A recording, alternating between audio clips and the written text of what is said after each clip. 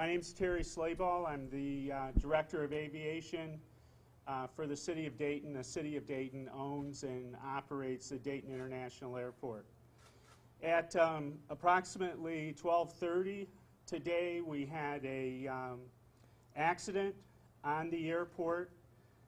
The accident involved one of the aircraft, one of the performing aircraft that was going to be in the air show this weekend, and involved two members of the U.S. Air Force Thunderbirds team. Our airport fire department responded to the accident, along with a number of other personnel from the City of Dayton and other fire departments and emergency personnel. We did assist the two victims of the accident that were on the aircraft. It did take an inordinate amount of time to remove the two occupants of the aircraft and transport them to Miami Valley Hospital. I think the second occupant of the aircraft was extracted and transported almost 2 hours after the accident occurred. So we're here to basically talk about the airport operations. Mike Emhoff is with the Veteran Dayton Air Show Board to answer questions about the air show and about the airport operations. Obviously, this accident involved a military aircraft. It involved one of the aircraft that is part of the U.S. Thunderbirds team. And any questions about the accident, about the aircraft, the Thunderbirds, will be addressed by them. They have some information that they posted on their website, and I'm sure as the day goes on and they gather their information, then they'll provide that to the media. Mike? Yes, thank you. Michael Emhoff, I'm the chair of the United States Air and Trade Show. That is the governing body and the trustee area for the Veteran Dayton Air Show. It's my responsibility to talk about the show itself. After consulting with the airport staff, Terry, his staff, our management company, we intend to continue with the show. The show will go on tomorrow based on what we know right now. And we do not know any information relative to the Thunderbirds participation. They are going to have a press conference at 5 o'clock today. They are determining whether or not they fly. But for all the patrons who have tickets and all the people who are participating in the show at any level, our expectation is, based again on what we know right now, we're planning on having the show.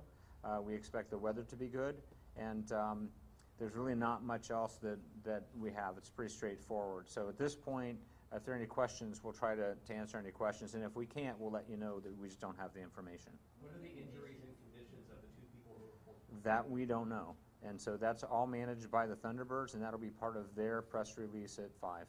Can we at least ask if weather was a factor? I don't know the details of that, and yeah, I have not been briefed on the details of the accident. Can you talk about the length of time it took to pull them from the plane, what the challenges were, and how that was eventually done? Yeah, Terry can address that. We, as I mentioned, it did take a bit of time to get them out of the aircraft. Obviously, this is a military aircraft that did have features on it that, while we're not familiar with it, we did have personnel from Wright Pat Air Force Base. There were obviously other members of the Thunderbirds that were on site, but it was complicated, and it did take some time to get them out and get them transported to the hospital. Well, what did it take to free them? I'd rather leave those questions to the Thunderbirds. They were on site, and I'm sure they'll report on that. Terry, do you know if the Thunderbirds are going to perform tomorrow? Right now, that'll be left up to the Thunderbirds. We don't know that. How will this impact the schedule for the rest of the weekend? Our plan with the air show and with the management team is, if it's possible, then we'll run the rest of the air show, irregardless of whether or not the Thunderbirds perform. So we have, I think we had 4 hours of flying, so we still have 3 hours approximately of flying that could be done on Saturday and Sunday. Right now, it would be our intention to work with the air show and try to have those acts perform. And I don't know if, Mike, Yeah, if you want to right. add anything. No, that's accurate. Since we don't know what the Thunderbirds are doing, we may have the ability to look at what we have scheduled, schedule more time for those we may have cut short. But again, it's possible they're going to fly, so I think it's too early really to answer that question. Everything is going to go on the same time schedule as it was before. The Thunderbirds typically have been, and are this year, the last flying act anyway. So the show would, the flying part would end earlier, but it would start on time. What if they don't fly? Do people get a refund? That's who they were coming to see? So we don't know if they're going to fly or not, and we typically hold that back on that until later. I expect the show's going to be a great show because we do have some amazing performers. You all know the lineup. I would think that that's something that we would have to address if we find out they're not flying, and if the board feels that's going to impede activity at the people coming to the show or not. Were these both But- pilots that were in the plane? I don't know that. I don't know who, obviously one of them was a pilot, but I don't know, I know it was a member of the Thunderbirds team. I don't know if it was a pilot or not. Were they conscious? Can you say, were they conscious when they were extracted? My understanding was when they were transported from our airport personnel that they were both Dominica, hold on. conscious. And they were talking to them. Terry, there's heavy machinery and a lot of vehicles on the tarmac right now. What are they doing out there? Well, we still have an active crash site, and we're going to maintain that until the military gets here. And we're really taking the military's lead and the Thunderbirds' lead on what's going to happen next with the aircraft. The plane is still out there on the tarmac, not moving. Correct. We're hearing that the parade is canceled. Does that have anything to do with this particular incident, or is that simply weather related? Can you confirm that? What was the question? Parade. The parade? No, Your show? no. We don't have any information on what caused the accident. Do you know if it was pouring down rain at that particular time, right at that time, when this happened? No, I don't know. I mean, it was raining, obviously, but I don't know what the weather conditions were then. It happened after the plane was on the ground, after it had landed? I really don't know what the conditions were or how the accident actually happened. Are you releasing the names of the pilots or the people on board? That'll be handled by the Thunderbirds. The military is handling the investigation of the crash. How are you going to ensure the safety for other performers that are, using that area, using the airport? Well, that'll be part of the decisions we'll have to make between now and tomorrow as to, like Mike and I have both said, our intention is to conduct the air show tomorrow with the rest of the schedule that we have, whether the Thunderbirds fly or not. But obviously, one of the things we have to get through is we have to make sure it's safe for the rest of performers to perform. So right now, it's too early for us to sit here and know how long the aircraft is going to be out there and what it means for the rest of the show. Terry or Mike, do you know if the Thunderbirds will be doing a live press conference or sending out a news release? I believe it's a live conference. Yeah, I don't really know. I mean, Yeah. we spoke to them recently, and they said 5 o'clock. And they said conference, so I would imagine that that's live. I would expect that. Excuse me, I can answer that. Terry. He'll be the commander of the Thunderbirds, and he'll be here at 5 o'clock the next day. The commander of the Thunderbirds, okay. Right now, you say you don't know exactly how the plane had the accident, if it was already on the ground or in the actual landing of it, you don't know exactly how it ended up. Right. You say they were conscious and talking. Is it safe to presume that they're expected to be okay and survive? I can't really comment on their condition. I don't have their condition. Yeah, they've been taken to the hospital. We know that. But I don't know any more detail than that.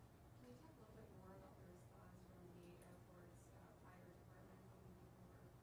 How many people were deployed, what equipment was used? Well, the airport fire department, when we have performance aircraft out, we actually had fire trucks positioned when this accident happened. So the response was very quick from the airport fire department. There were at least 2 trucks there immediately, along with other personnel, and then we had a very large response from the city of Dayton and neighboring departments. And as I mentioned, Wright Pat Air Force Base sent their fire personnel to the scene too. Can you talk a little bit